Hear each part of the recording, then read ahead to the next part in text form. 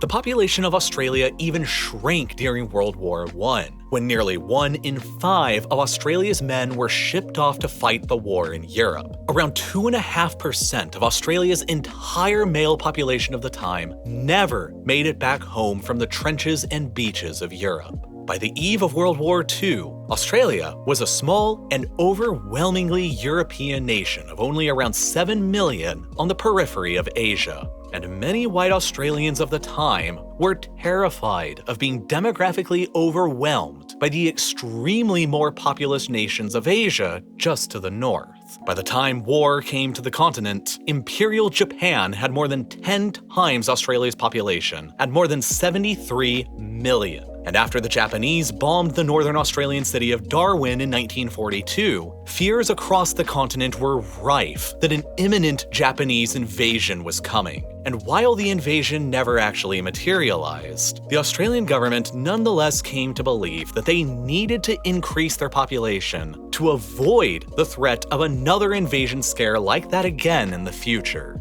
Before 1945, almost all the immigrants to Australia came from either Great Britain or Ireland. But after the war, Australia for the very first time began encouraging immigration from across the European continent. The policies restricting immigration largely only to Britons were gradually relaxed to be more inclusive of all Europeans, and